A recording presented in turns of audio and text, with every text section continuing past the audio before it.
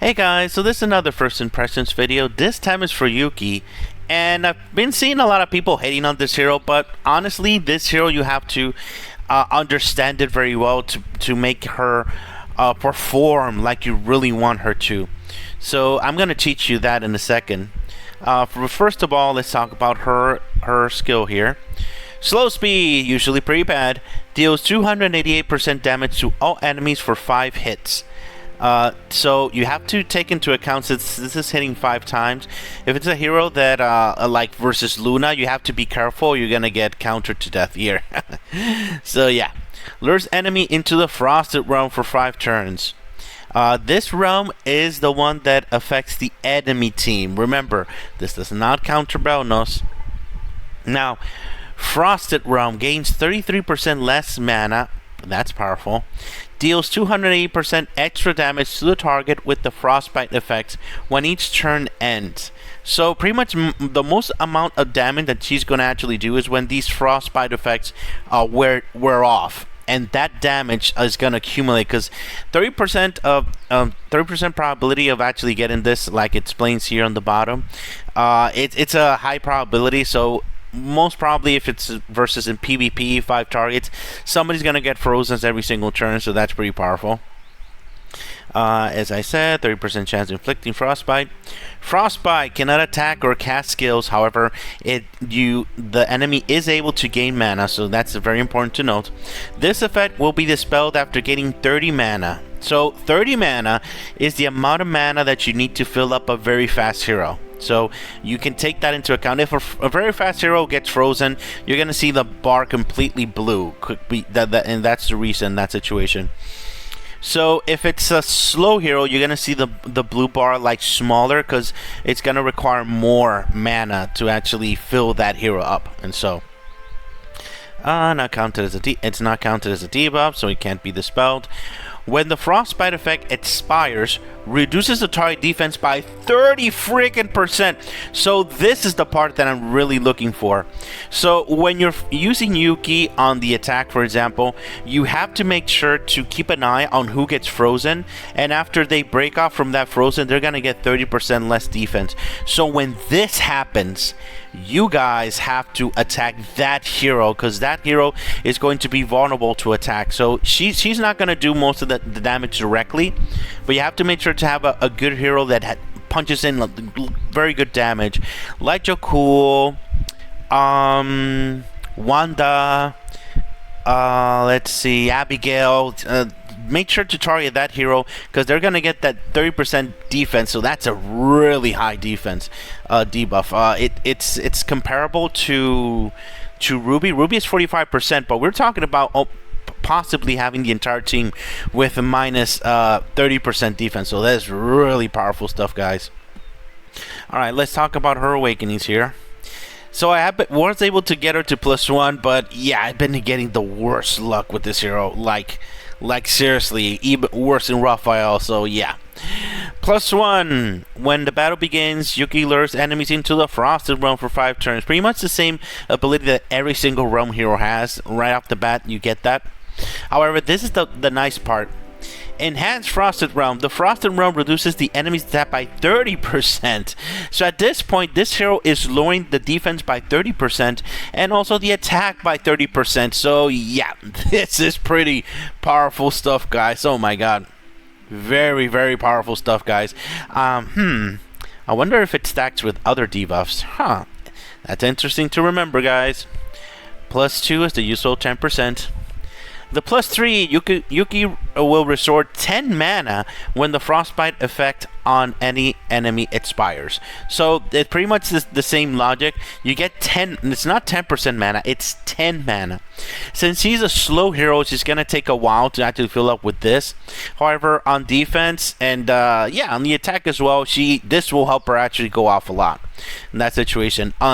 Only when you're actually enemies that you're fighting that have a lot of stuns and you lose some connections because of the stunning, this will help you a lot to get that mana back, because blue produces a lot of mana, so it's not going to have too much problem with mana, right? So the +4 is the usual 10%. And the +5, when self or an ally takes fatal blow, renders them immune to death for the turn and grants them a shield equal to 100% of max HP for 5 turns. 100%. That is pretty insane, guys. That's a lot of shields. At the same time, Yuki will inflict frostbite to all enemies for 2 turns. For targets already with the effect, Yuki will deal extra damage to them. This effect can be triggered 1 time at max. So this is the thing that I wanted to talk about. Because the thing is that this on paper is absolutely bonkers. This is broken. However, in my testing, I've seen that when a hero dies in the team, this activates just once. When I say once, just once through the entire fight. What I mean is, for example, if Wanda dies, everyone gets frozen. And but if someone else dies, this doesn't activate. So I'm still having receive a response if this is a glitch or not. When I do, I'll give you that information on the update video, because I waited up until Monday to see if we got a response, and I haven't got a response yet.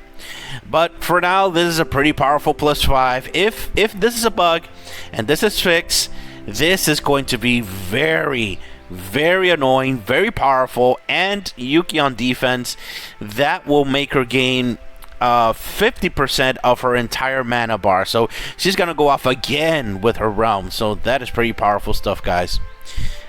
Pretty much the same explanation from Frostbite here. Very powerful stuff, guys. So let's go and bring her to a get her to a spin here. Take her to a spin. Sorry about that. Alright. So I'm gonna explain a few things with her. Alright, guys, so this is how she works. She will like freeze an enemy with pretty much it's not freeze. I'll explain that a little later, because there is a difference. This frostbite thing will like paralyze the enemy for 1 turn. But the main use for her is not exactly to paralyze the enemy. Is once they actually get paralyzed, they will stop for 1 turn and make them slower for 1 turn, pretty much. That's the main thing. So even if you connect or not, they're still gonna activate. But look, the extra damage, 1,200. That's gonna accumulate in time while the fight goes, and they are getting right off the bat 33% less mana gain. And since these guys are immune to debuff, they're not going to get the debuff for defense. That's something you have to get mindful there. But still, even if they're immune, they're still going to get the frostbite. They're still going to get the damage. And in some situations, they may get behind in mana. So that's the main use for her. Even if you do hit them, and they'll get slowed by that mana. So that's the main point of thing. And other heroes, like right now Gwendolyn has 30% less defense, so that's going to be very useful to actually try to take her down there. And I am wondering, does that actually stack?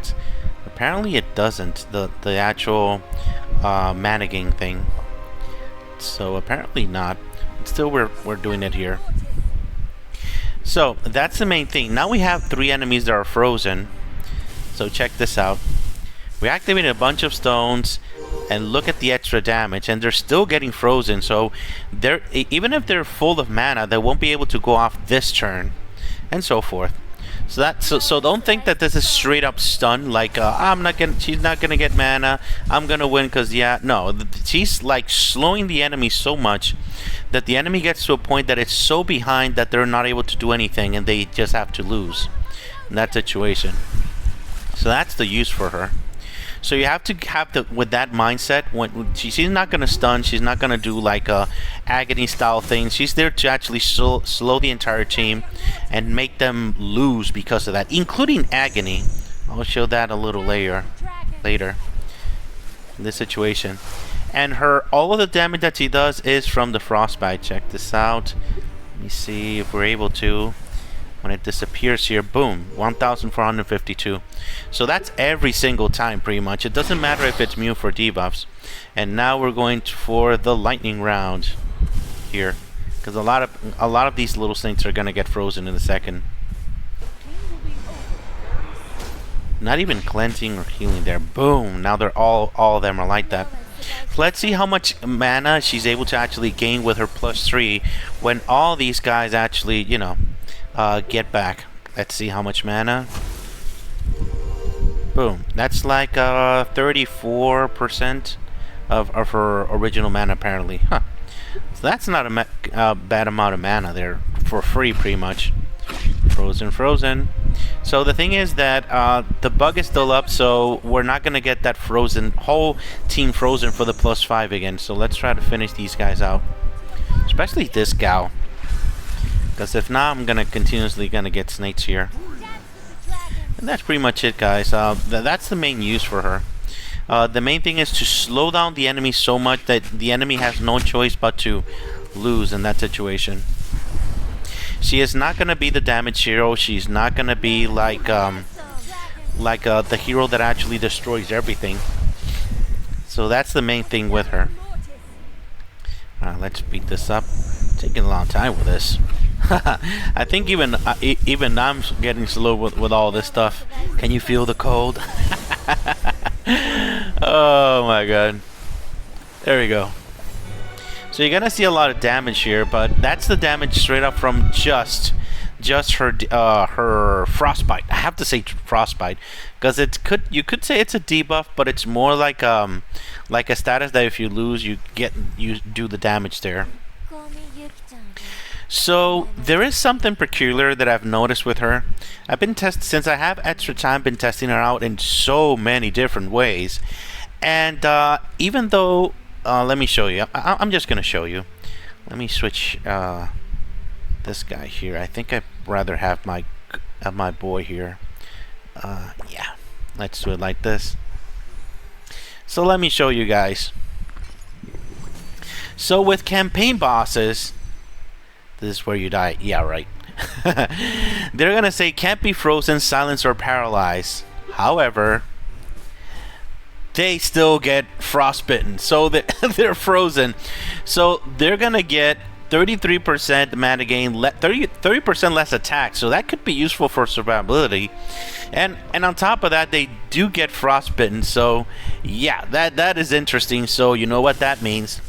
That means that if they can get frostbitten, they can get the defense debuff. So I don't really recommend. It does work with the Titans, but the Titans switch from one group of enemies to another. So the debuff is not so useful in that situation for Titans, because you have to do it all over again. They have to be frozen. They have to lose the frostbite to get the debuff. But in campaign versus bosses, you'll be able to get this 30% defense a lot more consistently. So I think that is a lot more promising, because if you have Gwen, you're gonna do 50% damage dealt and the 30% from the actual lowering the defense there. So it's like a pseudo Ruby there. Oh my god, 183%. I'm sorry, 183,000 damage there. That is a bunch. So he's still getting frozen, he's still getting slowed. So there's some bosses that you really don't want them to go off a lot. So wow, that is a lot of freezing. That could be something that you may want to try in that situation if you have the power, if you have the heroes to actually do all this. Wow, he's getting frozen a lot. I'm actually impressed about this. So yeah, but let me show you. Pretty much probably better to use it on a campaign boss that is red. So that's probably the very last one. All right, I haven't reached that in hard. And easy. This guy may be a good candidate for this, and specifically using this guy over here that it's gonna lower the mana. Hey, that's actually not a bad idea for the dreaded Theo. Ha! I'm actually gonna try that a little later to see if it works, because I still get one-shotted in hard mode in that level still. I haven't passed this because of that, so I may try that. But my blue team is gonna go whoosh with all this power. That's way too much power. So, but I'll give it a try a little later. Very promising stuff, guys. So there's one more thing that I've noticed that is very different from this hero, besides others. And check this out. Remember that she is a control hero. So let's check this out. Is there another control hero that is 5 stars that is blue in the entire game? Let's see. We're looking. We're searching. We're searching. Just Yuki. There's no more 4 stars, guys. She is the only 5-star hero that is blue and is controlling the entire game right now. And what does that mean? If you summon a lot of badges, there is a high chance that we be able to have a lot of badges for her. Like for these control badges, I was able to like get it from other heroes that I've slapped it on them, but yeah, so this is a huge advantage. If you're summoning a lot of badges, you'll be able to get really good badges for her. That is very nice, very cool stuff. Check out the difference with her not having badges and having badges. So that will be the stats, and then getting the badges there, very nice. So another interesting thing that I've noticed is that the featured skill with the badges, with the gold ones, the 5-star ones, she's getting 20% defense when battle begins. So that is a huge nudge for the developers wanting her to be used on defense of all things. So, and 20% defense is no joke, guys. 20% defense is pretty much the buff from my favorite weapon, Raphael's weapon. Having both of them, the defense raises that a lot. So when the battle starts, getting 20% defense is gonna be relevant for her to actually survive a lot, for sure. Yeah, that is gonna be very relevant. If I ever get her to +3, I think I'm gonna put her on defense for sure. So another thing we got to talk about. Yeah, this weekend I read a lot of people not liking this hero. A few players that make videos and things like that. Yeah, but that's not what I'm listening from other guilds. One of my friendly guilds actually fought against this team, and this team stopped the entire guild in Summit. They weren't able to do anything with Aurora, with Yuki, with Antia, making them go off over and over and over. I received this feedback from them. Yeah, they weren't able to do anything. They got stopped in their tracks by this hero. Even if they try to use showmen, even if they tried to do different heroes, they weren't able to stop because they kept getting frozen. And since you're attacking Yuki, and if you don't have stones to actually release yourself from the mana, you get frozen and you stay frozen. That's the problem when she's on defense. So I think that she overperforms more than anything on defense in PvP. So that's what I really want to see. I want to see her a lot more on defense to see how she actually moves. And yeah, I definitely want to see how she moves for sure. And the weapon I decided to put on her in this case is Mildred's weapon in this case, because I do want her to survive a lot more, and it does have the extra defense. So that's why this part of defense as well, to raise her survivability as much as possible. And probably put her on with in an Antia team maybe. I have too many blues on my Antia team. I may switch that up to see how that actually performs there. But I need her to be a +3 because this awakening for her, that would help her a lot if she keeps freezing enemies over and over and over again for sure. So yeah, I definitely would like to see her on defense more than anything. That is pretty stunning stuff. So speaking of that, I've been testing her a lot on the attack on my arena, because she has been being compared a lot in arena. I've been testing her so much here with different variations, different combinations. However, the thing is with her is that let me see, was it this fight? Was it the other one? It was a lot of fights, man. But anyway, in this situation, she is still +1, and I tried to use Isadora here to actually counteract Gillian, because this combination of Gillian and Agony is no joke, guys. Yeah, it's very problematic. So let me put the fight so I can actually show you what actually happened here. Alright, right off the bat, it's obviously going to target Yuki because Yuki is just +1.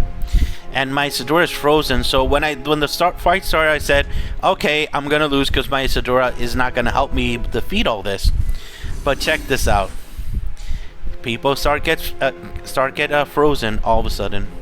Let me raise it here. So my main objective here to defeat the enemy is definitely Gillian. Gillian here is super important to actually take out as soon as possible, because she goes off and one of my blue heroes is gonna die. No questions asked. I tried to kill Agony first, but no, it's not enough in that situation, because Gillian comes off and then yeah, it gets murdered pretty much. Let me speed this up a little bit. See what happens here. Here comes the stuns. That's a really hard stuns there. Let's see. So the thing is that this combination, Thor also gets 30% crit and 60% crit damage from this guy here, Searcher. So yeah, that's why I want to have the +3, because if I had the +3, she would have been like that. In other words, full of mana right at that moment. So this looks pretty bad, but luckily my Gunoff is able to actually create a damage share, and that damage share would actually cancel out the turning green and all this souling thing and all that.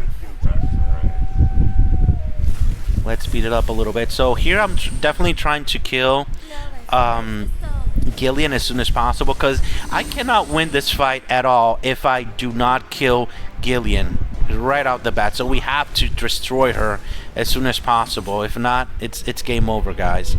But if you've noticed, and maybe you haven't noticed, but all this time Yuki has slowed the enemy team so much that even Agony here hasn't gone off. I know that he does have the energy weapon here, but still, look at this. It's haven't reached 100% still, and he's still frozen now. So he has been slowed a lot in there with the mana there. So here we go with Gunoff. Boom, boom, boom, boom. So this is the main objective of Yuki, trying to slow the enemies as much as possible, so you're able to actually go ahead of them and actually do a lot more damage and do the things you actually want to do. Because if Agony would have been active right now, I wouldn't be able to do any of these things, and I would have a lot of problems. So let's see what happens here now. So I'm pretty sure she's gonna get everybody's gonna get stunned when I actually just get Gillian here. And yep, now I have to wait 2 additional turns to be able to do anything. And in that situation, I'm gonna churl a little bit. I'm gonna churl a little bit here on the bottom. Still, enemies get frozen. Still make them go slow. So that's the main objective of her. So playing with Yuki, it's a more strategic hero. It's not like, oh, I connect stones and I attack. I connect stones and I attack like mindlessly. No, you have to be strategic with her to be able to make things happen, especially in a team like this. Making this scout frozen was perfect in this situation here. I'm pretty sure I wasn't able to get her here. Yeah, because the thing is that my buddy Neff here has pretty much everything poured in red. But see how she died in the end? That's 100% the frostbite from Yuki there. That actually did the damage that actually needed to finish her off. So at this point the fight is easy, because once Gillian is dead, this team is over. I mean over.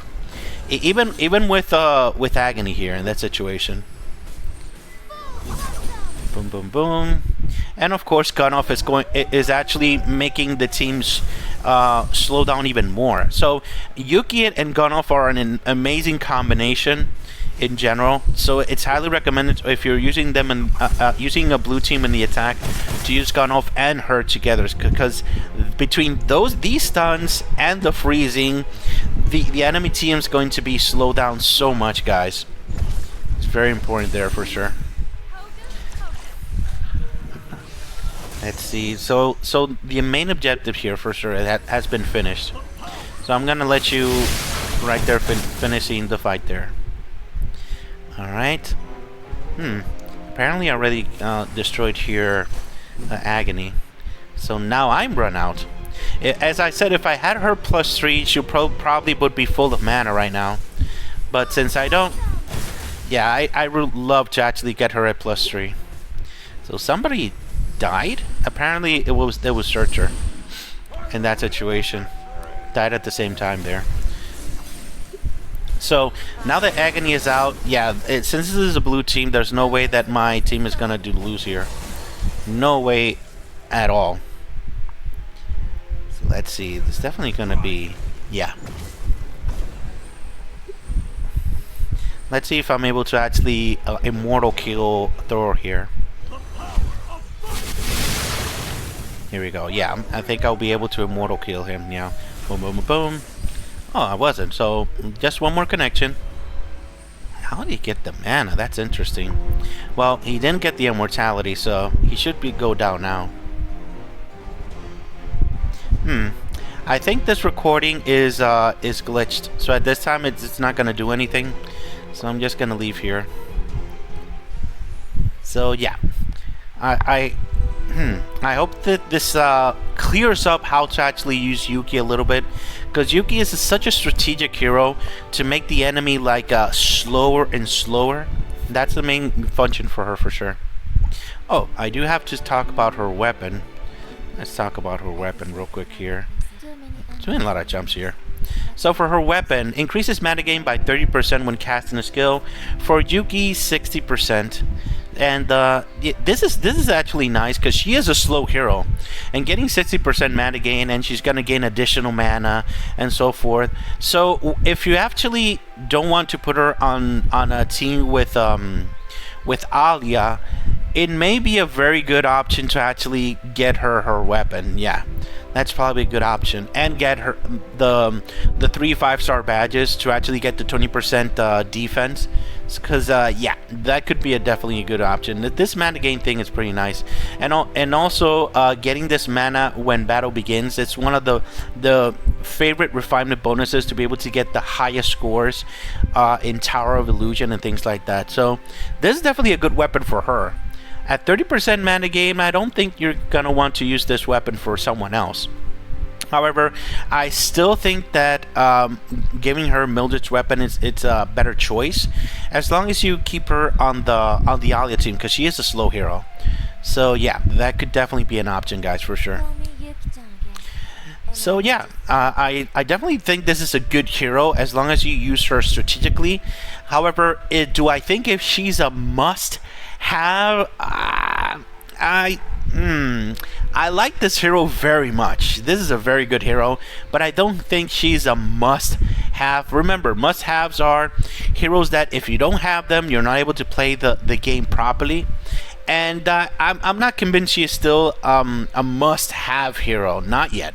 Not yet. I still need to test her out. I need to see if that 30% less defense is going to impact campaign a lot.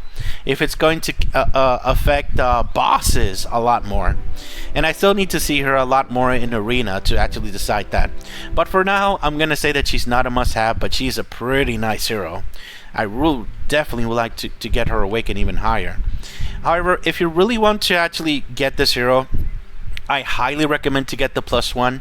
This ability to get her realm right off the bat is so important, especially since she's a slow hero. She really needs this, and getting that debuff for attack is gonna help you survive a lot more. So very important stuff.